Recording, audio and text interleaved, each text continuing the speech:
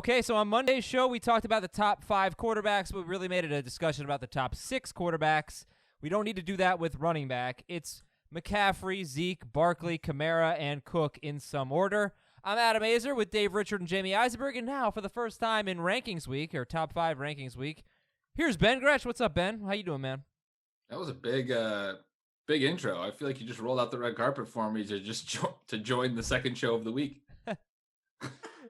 I don't know. And now for our second show of the week, here's Ben. Ben's hosting this show. It's Tuesday. Well, I just want to give him the intro that he needed. I can ask you the same question I asked the other guys. Did you get a goofy tie for Father's Day? I did not get a goofy tie. I got some arts and crafts and things, which was great. I mean, that's my jam. I like them when my girls make me stuff. Cool. What they make you? Happy Father's Day. Well, this is probably my favorite. My college colors, got the little dad heart, and a few things like that here and there. Hey, that's cool. I thought they'd make you a data visual on AJ Brown in between 10 and 20 yards downfield. We're working on that still. We keep getting these emails, fantasyfootball@cbsi.com. Is like, this question's for Ben. I have AJ Brown. Should I keep him? Just kidding. Here's the real question. All right, so this is what average draft position looks like right now on NFC, the high rollers of the fantasy world. Christian McCaffrey first overall, then Barkley, then Elliott, then Kamara, then Michael Thomas, and then Dalvin Cook. But if you want to remove Michael Thomas, it's McCaffrey, Barkley, Zeke, Kamara, and Dalvin Cook. Jamie, is this difficult for you to rank other than McCaffrey at number 1? Are the next 4 difficult, or do you feel like you have clarity on it? I feel like I have clarity for myself, but similar to the quarterbacks, I think it's like, the second group of guys behind Mahomes and Jackson. It's kind of, I think, any order for me, at least, after Barkley at 2. I think those 2 guys should be 1 and 2, McCaffrey 1, Barkley 2, and then the other 3 can kind of be, depending on who your personal preference is. I think Kamara is going to have a monster season. So the only thing I kind of struggle with is in PPR, maybe moving Kamara even ahead of Barkley, but he's 3 for me in PPR. Dave, same question to you. As far as, I'm not going to tell you what the question was. I'm going to make you remember. No, is it easy for you to rank these guys, or? No, it was not. Okay. Especially Saquon versus Zeke. I think they're really, really close. So how do you rank? Especially in PPR. Zeke's second for me. I'm going to take him ahead of Saquon Barkley, and makes me a little nervous because Saquon is definitely younger and he catches a lot of passes, but Ezekiel Elliott's been pretty damn consistent for fantasy football. It's an easier case in non-PPR. But I've said it before on the podcast. I'd rather have the running back that plays the Giants twice a year than the running back that plays the Cowboys twice a year. Okay, I think I better be careful what you wish for. The Giants' run defense is good. Giants' run defense might be better. I think it is better. I think it's the only thing. The only thing better about the Giants is, sorry, what'd you say, Dave? Or it might be complete trash. Their run defense? Yeah. I don't see how it would be. I think it's the only thing that's good on the Giants on paper. Well, Barkley's good too. Only thing better about the Giants than the Cowboys probably is their run defense. How about you, Ben? Same question to you. Yeah, my results are different, but I feel like I have a lot of clarity too. I am. So Jamie said he feels confident about Barkley at 2, and Dave sees Zeke up around Barkley. I see Zeke in a tier behind Barkley and Kamara, who are in a tier behind McCaffrey for me. And I like Kamara that much because his profile is so similar to McCaffrey's in terms of the receptions and the touchdown scoring potential, the high value touches, the green zone touches that I'm always talking about. He only had 6 scores last year, and it was really wild because the 2 years before that, he and Mark Ingram combined for 25 touchdowns each season. And Kamara had like 18 and 13. And I know I've brought this up before, and he said, well, we would have expected regression from that. I'm not sure if we would have because of how much their team scores, running back touchdowns. I would have assumed that Kamara could not score 6 touchdowns, frankly. Him and Murray combined for 12 last year. You had the 25 those 2 years. Even before Kamara, you had 20 24 the year before the Saints backs combined for, and then you had at least 18 the 3 years before that in 2014, 2015, 2016. So you can go back like 5-6 years before last year, and the Saints back scored at least 18 plus touchdowns, and in more recent years it was more like 24, 25 every season. Now Taysom Hill scored 7 TDs last year, and that's a big part of it, but 6 of those were receiving TDs on only 19 catches. I don't think he does that again, and even if he does have like 4 or 5 touchdowns again, I think Kamara's TDs are going to rebound in a big way. The combination of him and Latavius Murray's TDs are going to rebound in a big way. And I got bad news for you, though. What's if that? there's no fans, the Saints are not going to be good. I've heard that theory. I didn't say that. Yeah, All I they said can was, only play because I mean they got those big home road splits. wait, Maybe it's let all the me fans. let I me be think clear. what we heard from the running backs coach is so true. He did not look the same playing through those injuries last year. Kamara did not. Yeah. So I'm with you. I would take him over Zeke in PPR. Well, listen, Yeah, I mean that's let the me be big clear, part though. of this for sure is the injuries. He had a high ankle sprain. The running back coach also mentioned a back. He called it an ankle knee back, but I think the ankle and knee were related. But yeah, Kamara's talked about it this offseason. He said he was 75% for most of last year, and the running back coach, he noted his quote was, "Kamara 75% is better than a lot of guys 100%." So he's a competitor. He was going out there and playing, but his explosiveness wasn't there. His yards per catch especially were way down. His receiving yardage was way down, but he caught 81 balls for the third straight year. I think this guy has 100 catch potential, plus way more touchdown potential. So he's my perfect kind of fantasy back. And I just want to clarify, I don't think they're going to be bad without fans necessarily. I just think the Saints are going to go 0-8 at home this year. Okay, so let's set the record straight already. A couple things I want to promote. Actually, 4 things I want to promote. Number 1, it's Tuesday as you're hearing this. We're recording this on Monday late afternoon, but Tuesday, that means tonight, Tuesday night, 7 p.m. Eastern on Twitch, twitch.com/FFtoday. I will take these guys to poker school. We're playing poker. Hosted by our friends at Faded Spade. Faded Spade Card Club is a new social poker platform offering free play and custom games, and you can watch us twitch.com/FFtoday. And not just that, you ask us fantasy questions. We'll talk football with you throughout the show. Did you get a babysitter this week so I can actually beat you at the final table? Don't need one. I'll be done with you in an hour. Oh, God. We got a This mailbag is our on third Friday. tournament now? Yeah. Okay. Hopefully I can finish in the top 3. Dave, I'm betting on you again. Yeah, I don't know why you would do that. I've been getting the worst cards. Well, I don't even know what an ace looks like anymore. Adam cheats, so I can't bet on him. He's not here, so I won't bet on him. And next time you guys do it, if I'm not around again, I'll bet on Ben. So I'm gonna stick with Dave. They don't call me Pocket Aces for nothing, by the way. Because you cheat. Mailbag on Friday. Send in your questions, Apple Podcast review, and email. The First Cut podcast. Golf podcast crushing it these days, and Travelers Championship, they got 2 preview podcasts every week covering daily fantasy, storylines to watch, sleepers, best bets, and picks to win. You got your Sportsline data wizard, Rick Gaiman, I don't know how to pronounce his name, who he hit on Daniel Berger at 66-1. That's all you need to know. Doesn't matter how you pronounce his name. He's an awesome expert.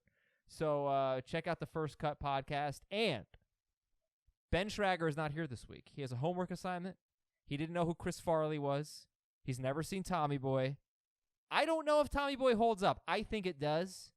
His homework assignment is to watch Tommy Boy and report back. So next week you'll find out if Tommy Boy is still funny to someone who didn't grow up watching it. I have faith. It's an amazing movie. Let's fill in the blank. We might have to call this a few of these the other than Christian McCaffrey fill in the blank. But the top 5 running back with the most upside is blank, other than Christian McCaffrey. Tomorrow. Yeah, I think it's Kamara. Yeah. Okay. Now, let me just say, I say this about Kamara every time we talk about him, I think. He's probably... Okay, well, hold on. Let me say something and then let me put a little amendment on it. He's probably going to have the fewest total yards of these 5 running backs. That has been the case with him.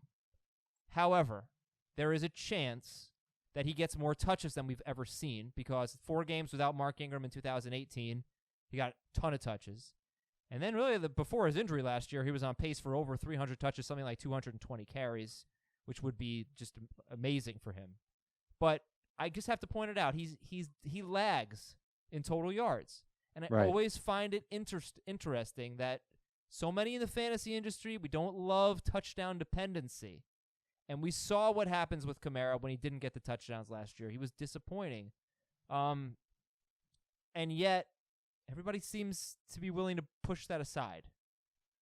Like, he might have 300 fewer total yards than Saquon Barkley. 250. Saquon or Zeke or 250, certainly maybe McCaffrey. 300 Right. But his McCaffrey, floor might be 30 catches higher. He's caught 80 passes 3 straight years. And a lot of these guys, Zeke, I think, had 54 catches last year. So part of those, in PPR particularly, the receptions just can wipe away that total yardage concern. But I that's another big part of Kamara. We talked about kind of the cliff notes just a minute ago, but he started to get a bigger workload and hasn't really realized that yet because he hasn't stayed healthy enough. But Latavius Murray's now 30. They haven't really brought anyone else in.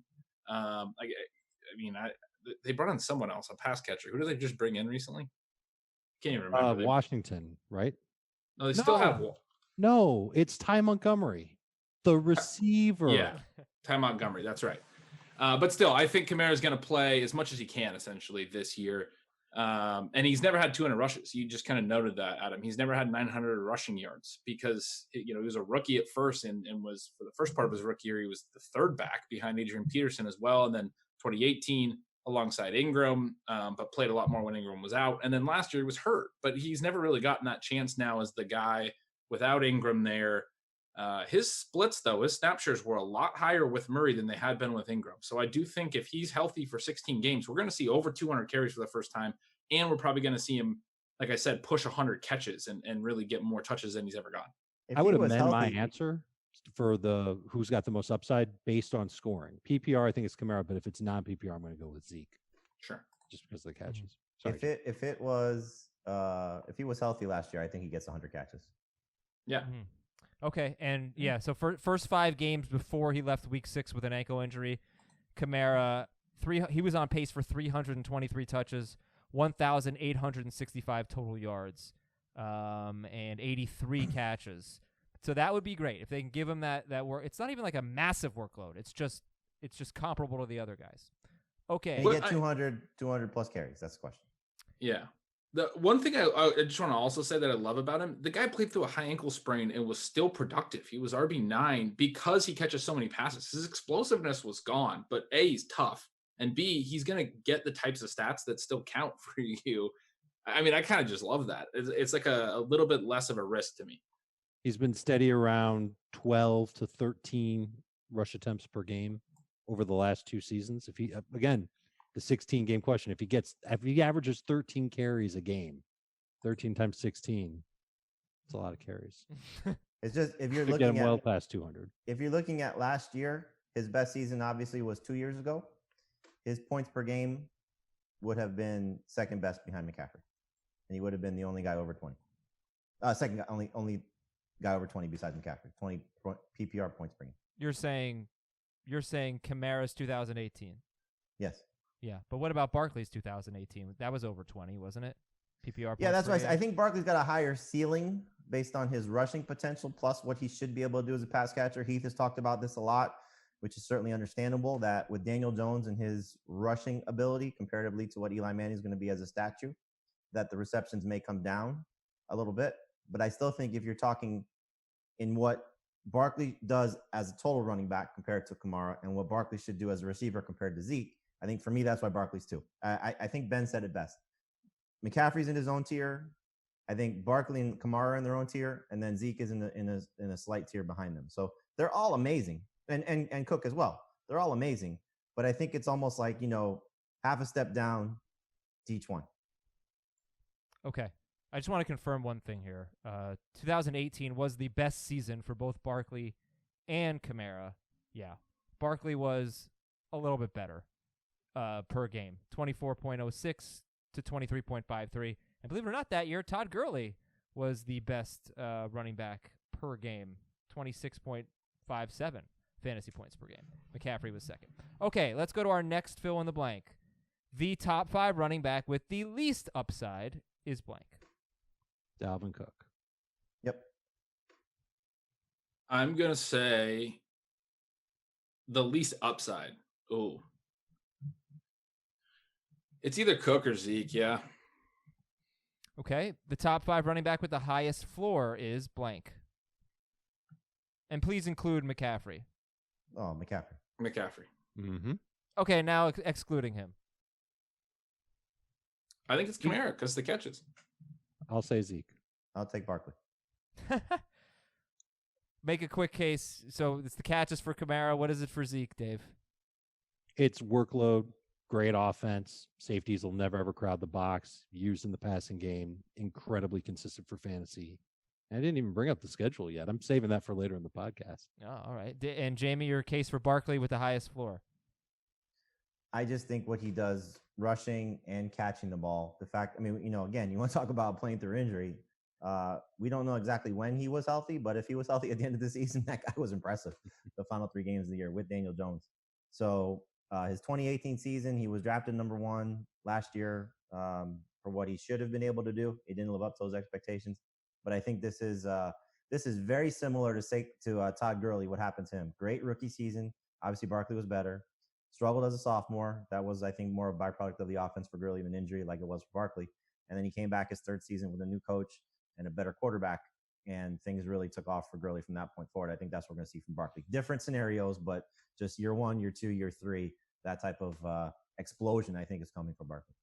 Okay, and then the top 5. And I think if you just talk about best running back, forget about fantasy, Barkley's the best running back in football. Yes.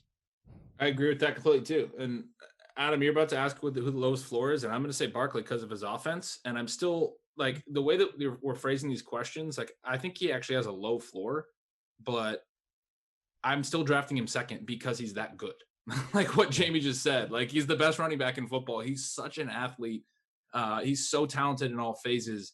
Like he has I said Kamara has the same or the next highest ceiling behind McCaffrey, but it might be Barkley because Barkley could do something that we've never seen before. I mean, he's just that good of an athlete. Mm-hmm. And lowest floor is okay. Yeah, top 5 running back with the lowest floor. Go ahead. McCaffrey. Oh no, the lowest floor. Biggest bust potential. Oh, I'm basically. sorry. Yeah, Cook has the lowest floor. Yeah. Ben, you said Barkley. I think it's Barkley. I mean, assuming health and no holdouts and stuff. I think Barkley, just because of his offense, could, have a low touchdown season and et cetera. And I think that the catches are really interesting with him because he was on pace for like 52 catches or something in the last 5 or 6 games, and that's when basically everyone was healthy. So all the wide receivers. I'm guessing he gets around 62 catches. That's basically what he's been on pace for since the second half of his rookie season. Yeah, about 4 per game. But the last 6 games of the year, he was on pace for 51 catches. Golden Tate played in 5 of those games. Sterling Shepard and Darius Slayton played in all 6 of those games. Evan Ingram didn't play, but Caden Smith had 41 targets in those 6 games. That's a pace of 109 per 16 games. So, it's a little bit of a concern maybe. All these guys in the passing game, maybe Barkley, like honestly, he might have the fewest catches of this group of 5. I mean, I would actually put him 3rd. In catches? Yeah, I would say it's a clear 1 and 2 with McCaffrey and Kamara. And then I would say Barkley's 3. The other 2 are probably interchangeable, but I would say probably Cook over Elliott right now. And they were 1 catch difference last year with Cook missing time. If Cook's playing 16 games, he'll have more catches than Zeke. Right, but I think your 65 range is probably correct for Barkley. Mm-hmm. Okay. So we'll get into it a little bit more. Dave wants to talk about the schedule. I guess we have to pick these guys apart. We haven't talked that much about Dalvin Cook, I guess. He was so good at the start of the year last year. And is he last for everybody, by the way? Is he 5th, Dalvin Cook? Mm-hmm. Yep. So it's kind of interesting. We'll find out why. We'll take a quick break here. Also, your emails later in the show at fantasyfootball@cbsi.com. We'll be right back. Welcome back to Fantasy Football Today. All right, how far ahead of the rest of the group is Christian McCaffrey in your minds? I wouldn't consider anybody else at number 1. Can't do it. Not after the last 2 seasons. I think I asked you this last week, but you've got a $200 auction budget. How much for McCaffrey? How much for the next guy? McCaffrey's probably worth 70. Yep, 70, 65 for Barkley. Real close to that, yeah. Okay.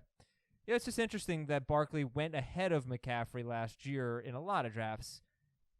And I guess what has changed? Why is I'm asking an obvious question, but let's just talk about it. Why is McCaffrey obviously ahead of everybody else? Coming off this great year, I know, but wasn't the case a year ago. So, why is it different in your mind? Well, I mean, he just went 1,000 to 1,000, and he had 116 catches. So it's hard to overlook what he should be able to do again. He's still young. The offense, I think, is going to be still catered to him, especially with the quarterback situation being what it is. He's going to be so involved as a pass catcher in Joe Brady's system.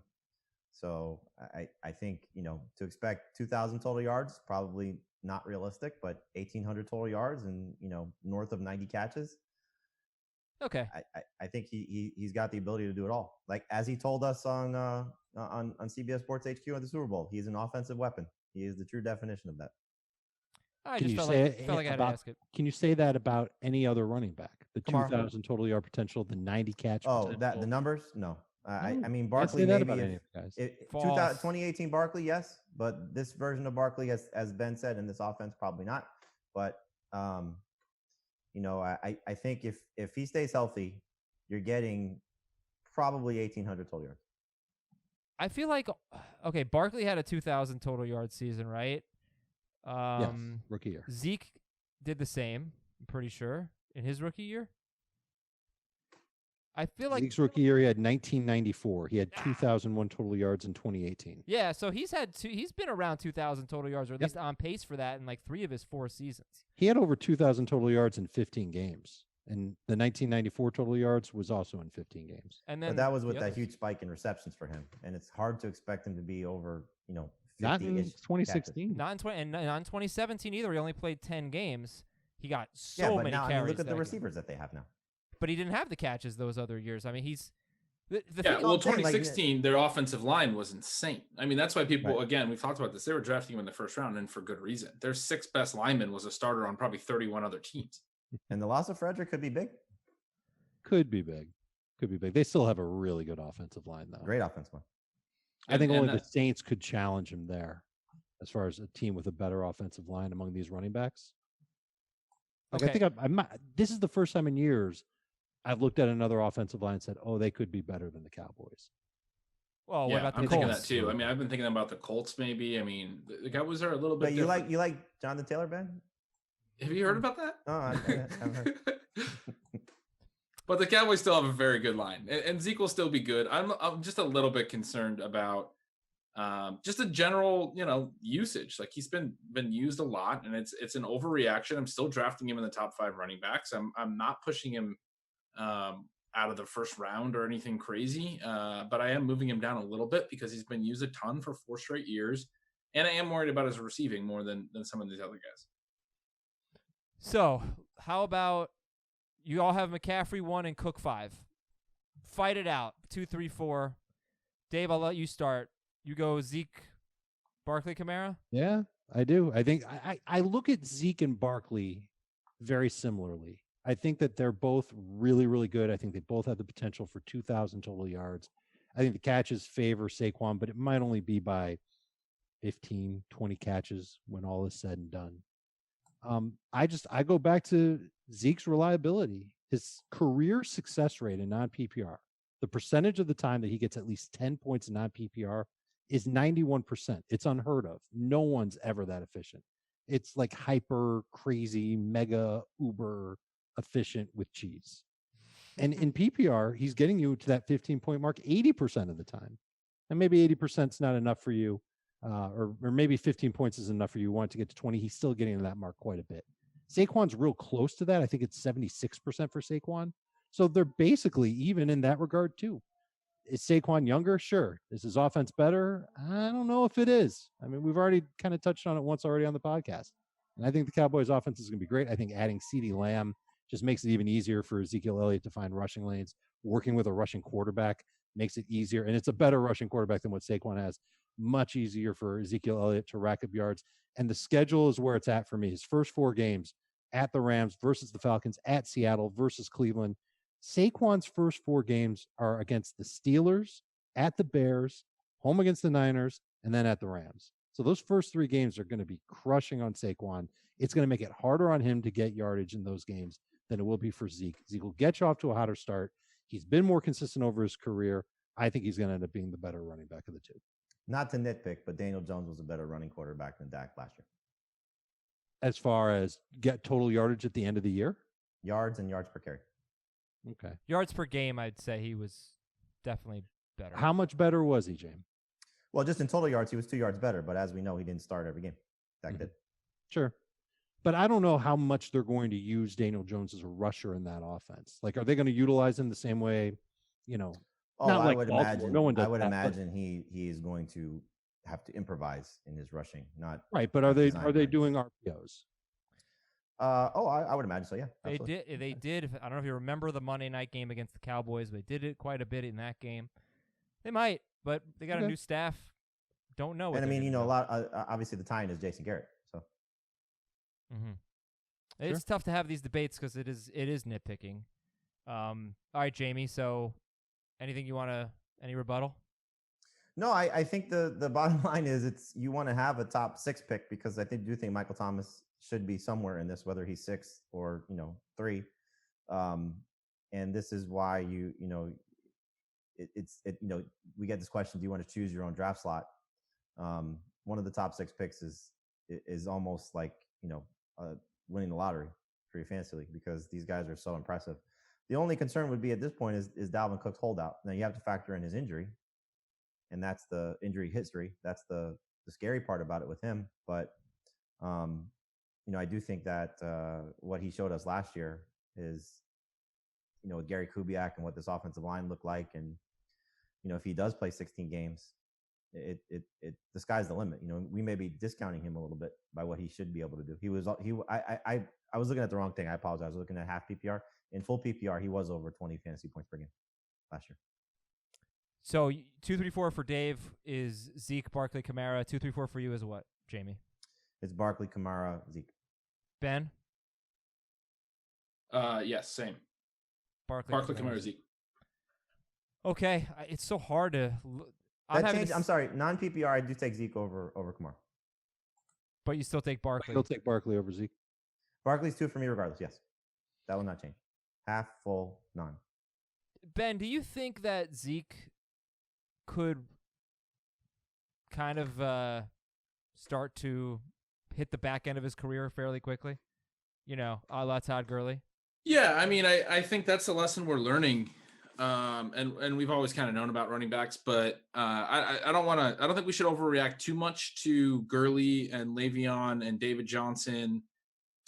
Maybe you can throw Melvin Gordon in there. I don't know. But this most recent class of guys that are hitting that 26, 27, 28-year-old range, there's definitely guys even in the more modern NFL. But the NFL has changed a ton in the last decade. But there are guys that can do it later. Adrian Peterson's a good example.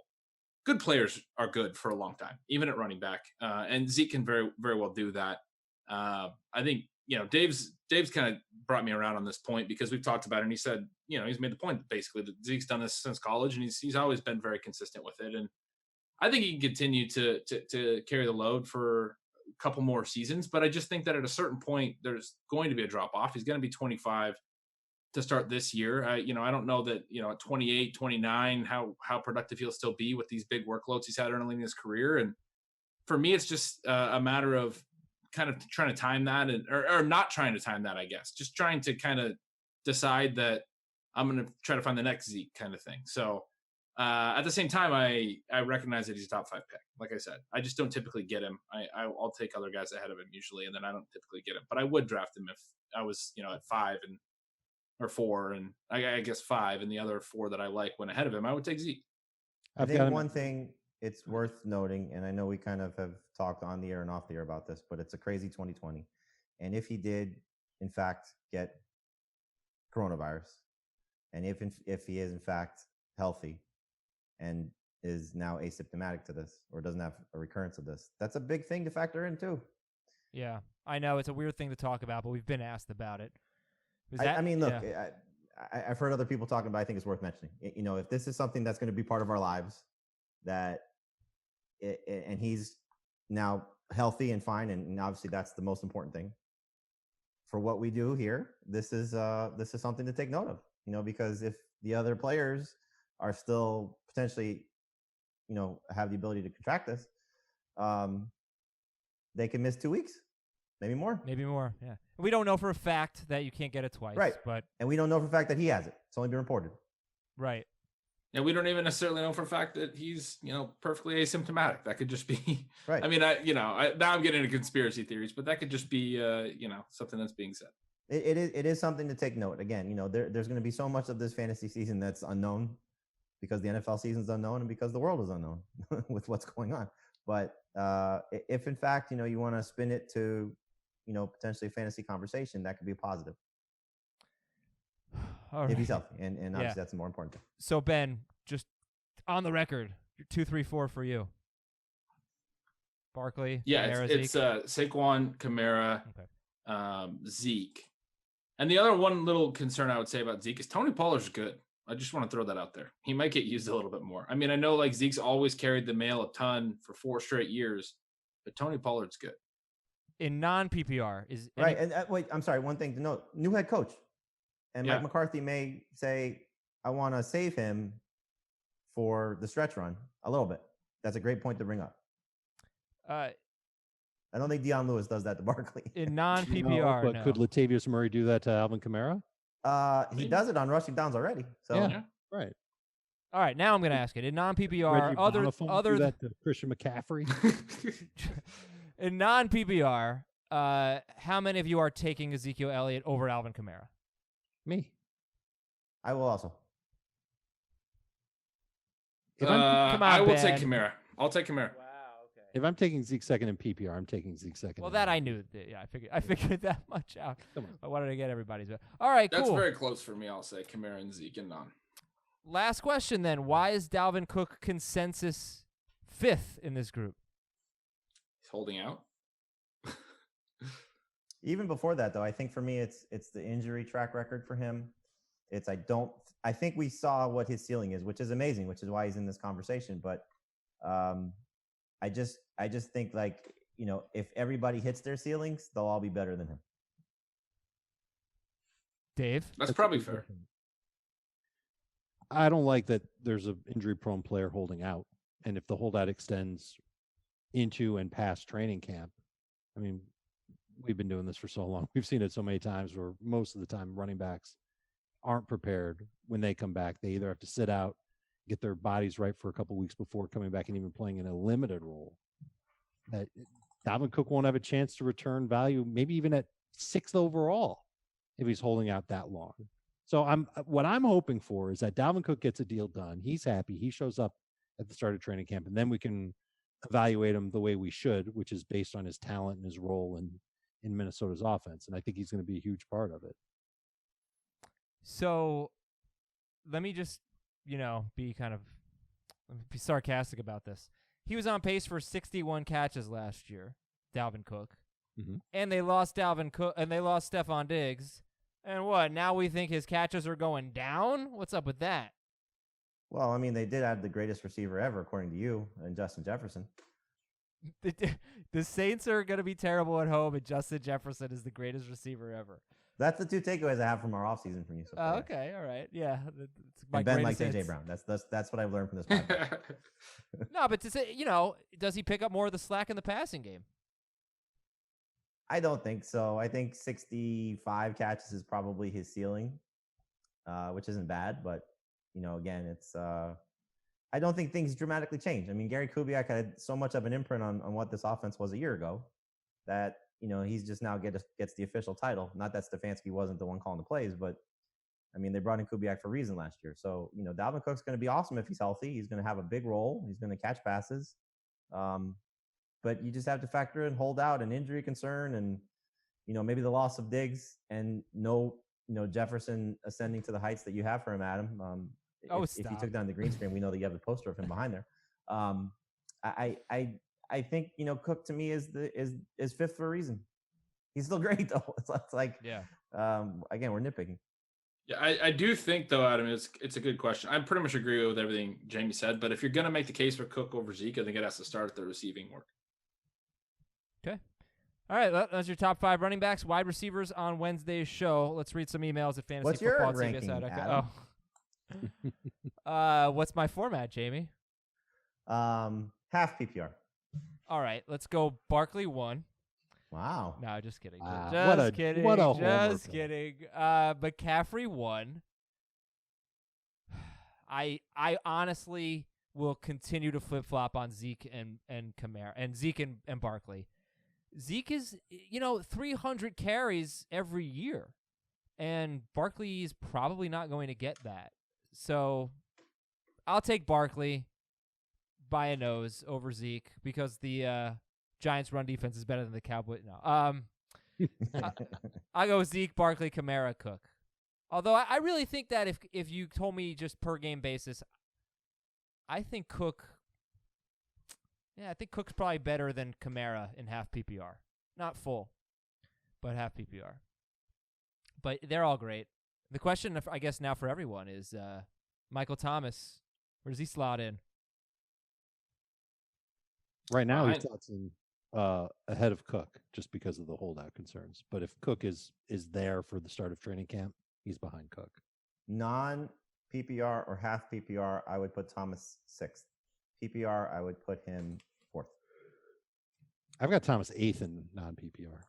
I want to put Thomas 4th too. I think purely on his own value, you can make a really good case that he should be 2nd. But it does, we know that it changes things when you take a receiver that high, and especially this year in drafts, the running back, 3rd, 4th, 5th round, it starts to get kind of depressing. So the idea of taking a receiver over a surefire running back gets a little bit tricky for sure. Yeah, by the way, we have a question about that sort of running back depth and that danger zone. We'll get to that in a moment. First question is from Mitch. Where's he from, Dave? Chicago, Illinois. Dynasty trade mind blown in all caps. That is the subject line. Oh, sorry. Mitch is from a small town east of Cincinnati. Sorry, Dave. My bad. Not bad. Give up Jameis Winston, receive Daniel Jones. I've talked to loads of people. It's about 50-50 response. Can you lads break the tie? I'm pretty stuck. Giving up Jameis Winston for Daniel Jones in Dynasty. How was this a 50-50 tie?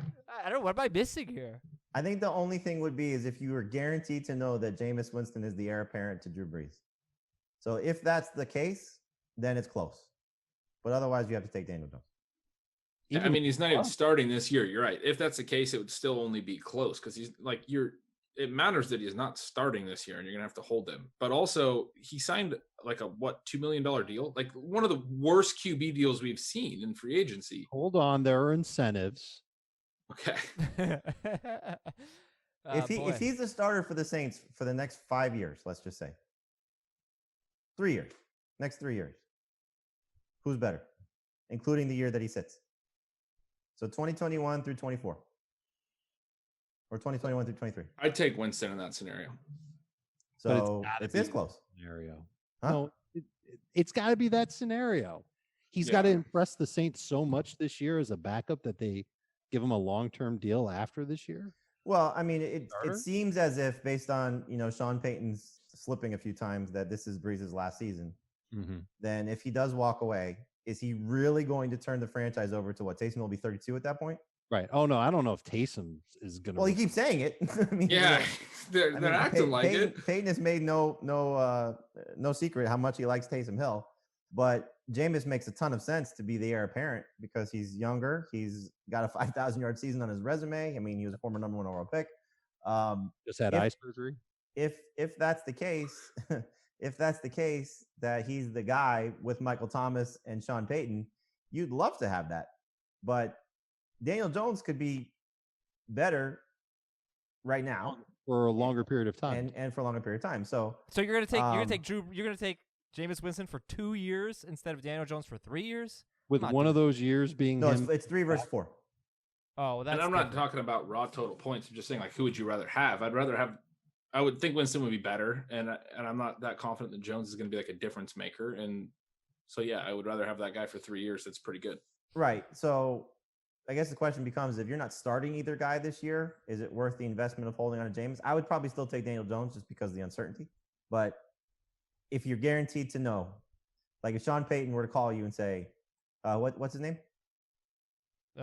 Mitch. If Sean Payton called Mitch and said, listen, Mitch, in your dynasty league, you know how much I love fantasy. I've talked about it. I tweeted about it. I love fantasy football. I'm reaching out to you because you had this question. I was listening to Adam Azer, and his voice just soothes me as I go to sleep. Yeah, well, I lost him today with the 0-8 thing. So sorry, Sean. Oh, that's right. I listen to Adam Azer because he thinks we need fans to be successful. He motivates me. So here, Mitch, I'm gonna tell you right now, Jameis is our guy next year. Hold on to him. Then that's the scenario you hold on to him. I can't believe this question took 11 minutes of our lives. Let's go. I have Jameis in our dynasty league that we share, Adam, and I'm holding on to him just to see. Good. But I don't have Daniel Jones. If I had a choice between Daniel Jones and Jameis, if someone came to you with Daniel Jones and offered him straight up to Jameis, you'd fall over yourself to accept that trade. What's a famous bakery? Think of a famous bakery. Nothing but cake. Nothing but cake. Daniel Jones and Jameis Winston, these guys got more turnovers than nothing but cake. It's bunt cake. Nothing bunt cake. Oh, nothing bunt cake. Oh, sorry.